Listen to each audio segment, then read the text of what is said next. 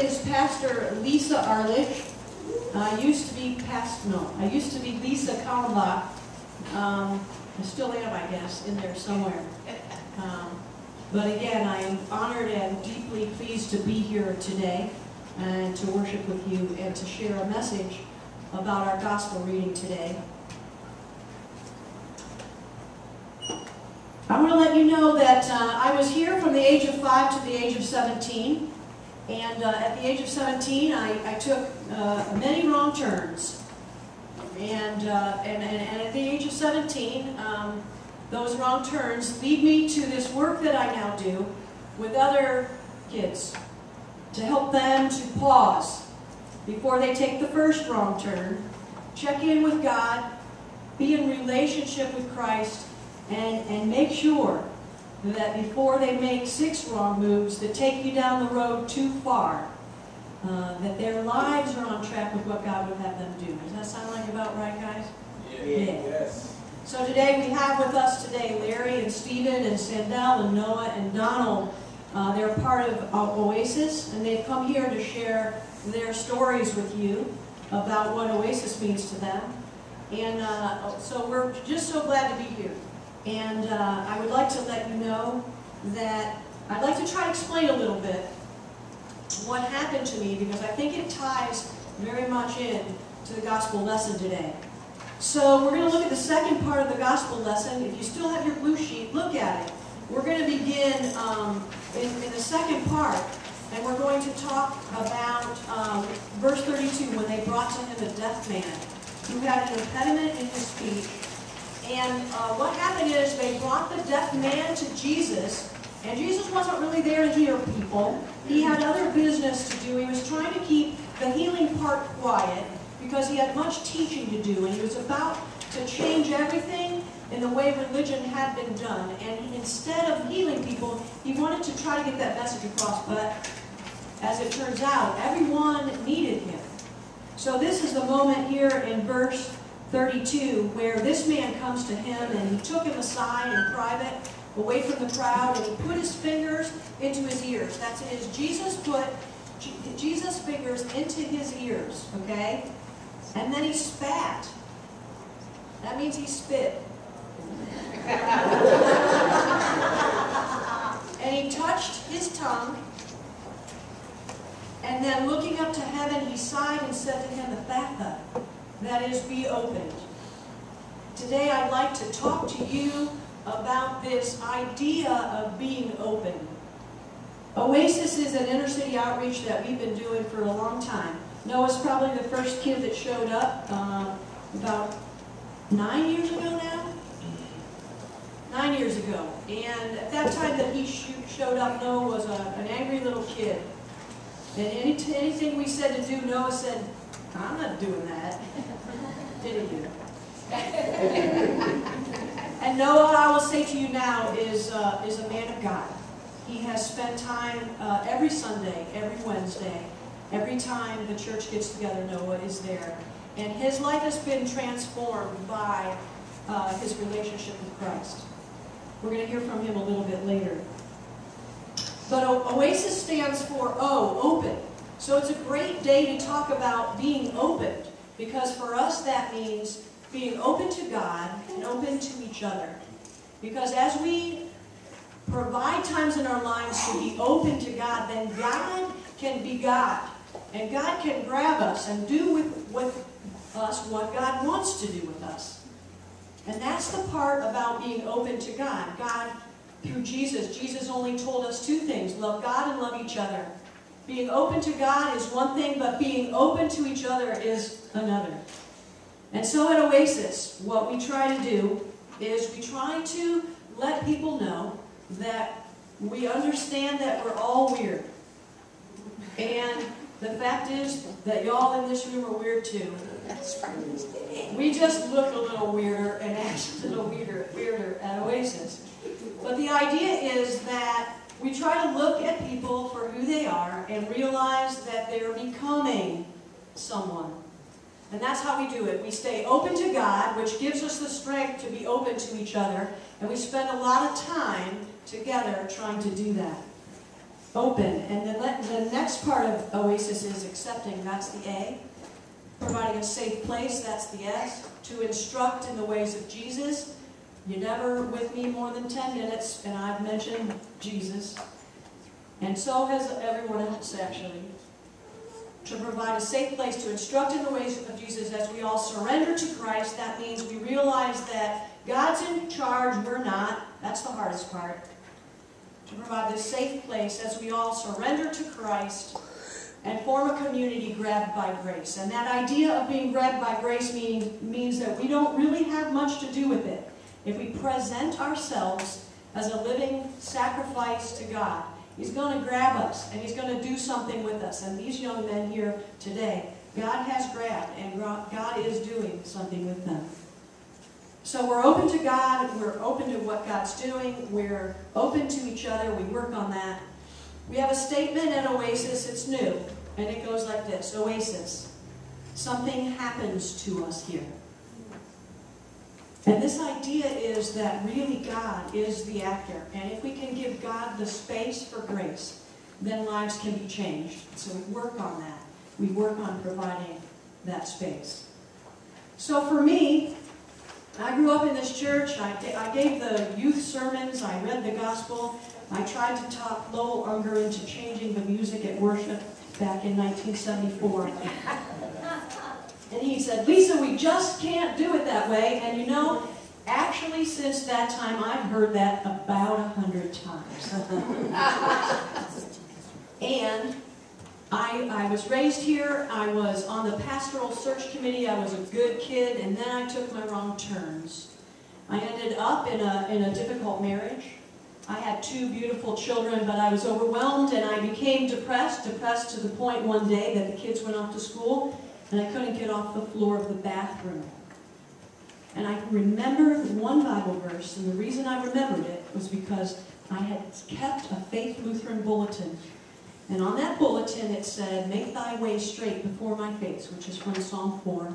And I sat on the bathroom floor and I repeated that, "Make thy way straight before my face," hundreds of times.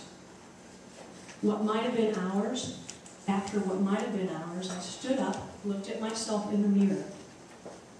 I saw myself differently, and my ears were opened in a way that they had never been opened before, and I was able to hear and to listen to the call God had on my life, and my mouth was opened, and my mouth began speaking, and my mouth began to understand how God works through us in our deepest, darkest need, in our moments of weakness, and how God's power is made perfect through our weakness. OASIS. Something happens to us here. We have Wednesday night youth night. It's from 6:30 to 8:30. We start with a hot meal, and then we go into the sanctuary. It starts at 7. And during that time on Wednesday, we take the opportunity to create space for grace, and it's kind of out there. It's kind of out there. One of the last things I explained was how we created an oasis for the kids to fall into it. But I want to tell you that that's just an example. We created it with mattresses and blankets and sea green throws that I got at TJ Maxx for a good deal. And we fell into the oasis, and we experienced what it was like to be relieved. But we do all kinds of things like that to enter into the gospel message. And today I invite you to enter into our gospel message. So let's take a look at it through my words, and I'm going to ask that you close your eyes and that you open your ears and think for a moment, because all of us have trouble listening at times. All of us have trouble hearing God because it's very, very hard to know what God would have us do. So our ears are closed. And so often our mouths are closed and our voices don't come out clearly when we should speak up. And sometimes our mouths open when we shouldn't be speaking up. And so today I ask for you to enter into this gospel message and imagine that your friends and your family have brought you to Jesus, that you are in some ways deaf and that you in some ways are unable to speak up. And your family and friends have brought Jesus to you, and they've begged him to lay his hand on you. And Jesus takes you aside in private, away from the crowd, and there's no one with you now. And Jesus puts his fingers into your ears, and he touches his tongue and gets a small amount of spit. And now he's touching your tongue. Your eyes are open, and you're looking up, and you're watching Jesus look up to heaven, and Jesus is sighing and saying to you, Ephatha, that is, be opened.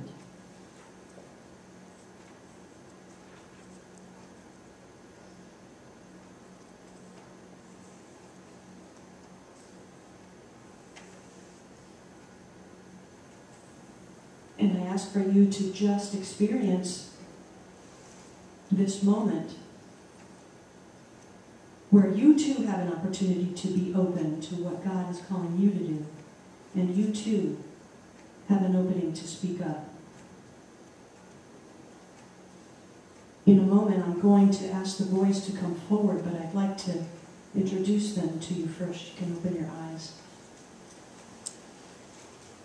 We have 5 young men here with us today. I want to let you know that there were about 15 more that wanted to come, so these are our top 5 guys, all right? So I'd like to introduce you. So as I say your name, just wave so they know who I'm talking about. So Noah is a young man who is, you're a senior, right? Senior at Springfield High. He grew up in Channelwood, one of the toughest neighborhoods in Akron, and he's since moved out, lives with his grandparents. Noah was baptized. He was one of the first ones baptized, and his life has been shaped by his faith instead of by his circumstances. And he's been through some tough times, and yet he stands firm and stands tall. Donald is a young man who opened immediately to the OASIS family. When did you show up, Donald? About 1.5 years ago? Yeah. And he was like, whoa, this is great. But he'll need God's help and ours to stay in school because he has to do everything on his own. Each morning he gets up, he makes the decision whether to wake up or not, to get to school or not. He gets himself to school. He doesn't have support around him, and OASIS has helped him to get his driver's license, and we're taking the steps to so that he can get a job, but also get the job and stay in school is his goal. And we have 2 young men, Larry and Stephen Clark. That's Stephen. This is his brother, Larry. And so Stephen and Larry have been living in their grandmother's house together during their formative years. It's not been easy. It's been very intense. Stephen continues his high school career at Ellett High School with a history last year of being on the honor roll 3 times in a row.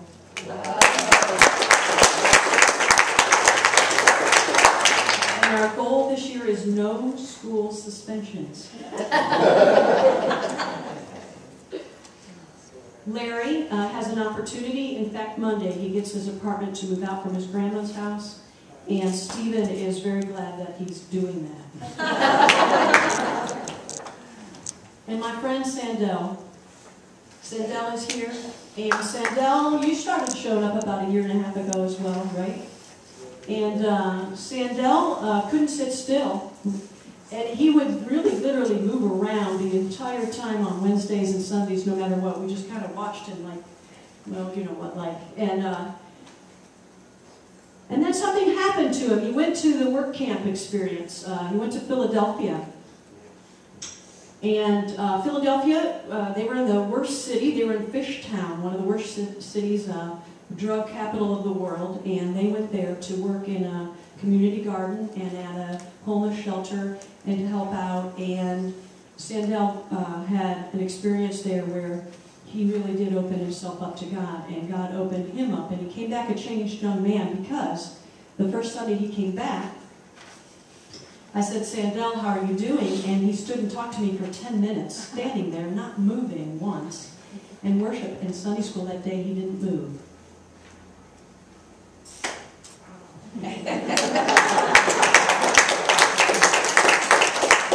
And if he's brave enough, he'll talk to us later about that.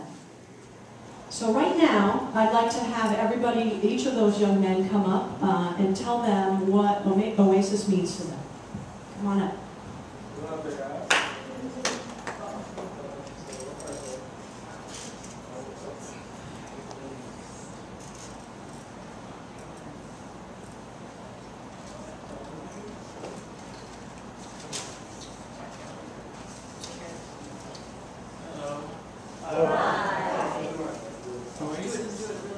Oasis is more than a church to me. It's a family and a home away from home.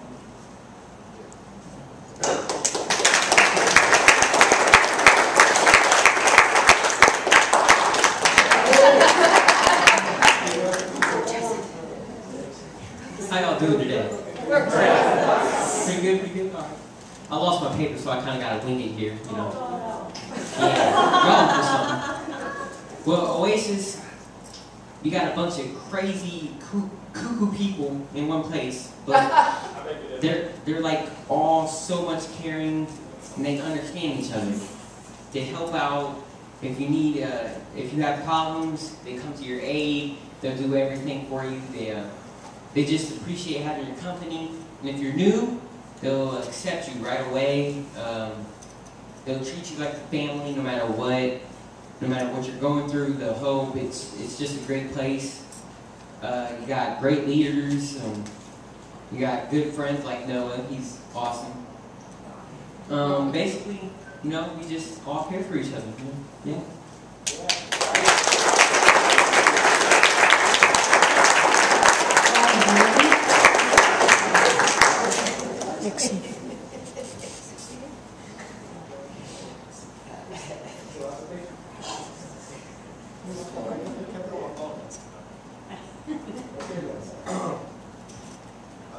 Hi.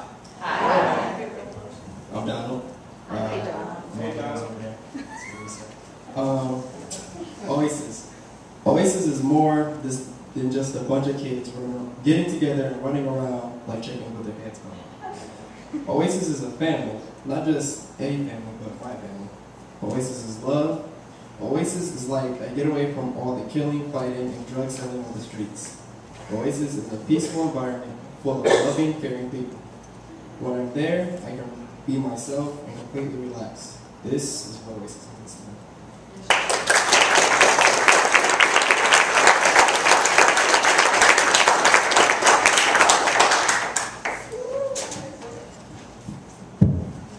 Good morning. Good morning. My name is Noah, and I've been coming to Oasis for about 9 years now. And at first, we started off with like 4 kids that aren't here today, but I'll be here to represent them. But growing up, it was hard, not having a father in my life, but my mom not being there also that much. And when I started coming to Oasis, it was like the family I always wanted. We care for each other, we're there for each other. You can just feel the love every time we get together.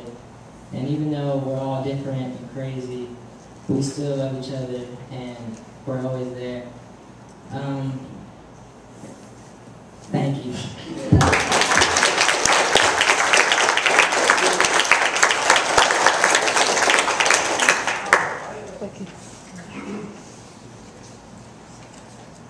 Yeah, go Sandell. Hello everyone, my name is Sandell. And like Lisa said, I was a crazy kid. I didn't really listen because growing up, I really never heard about one church or, you know, God or anything. I didn't pay attention. And then Donald back there one day, he had came to my house because we were neighbors. We've been friends for like our whole life. And one day he asked me to come to church with me myself. And then I had nothing else to do, so I went, and then that's when I met Lisa, and like I didn't really care for the lighter because I didn't really like them.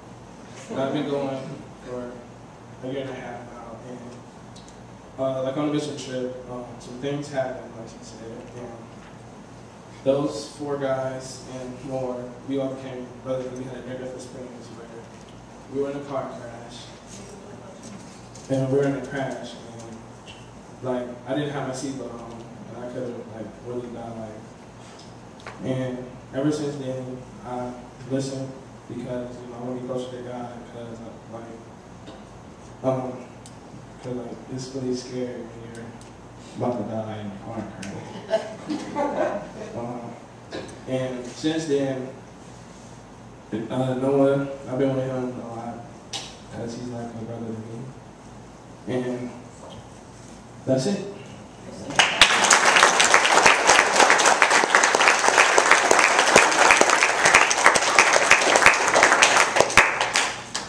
So I want to let you know that we thank God that Pastor Gene and you at Faith are open to our coming to participate in worship and open to continue to help Oasis sustain our work in the city. And I ask us today that we all may be open to hearing and speaking the good news that Jesus Christ is still at work, making God's way straight before our faces, opening up our ears and helping us to find our voices, all of us. Amen.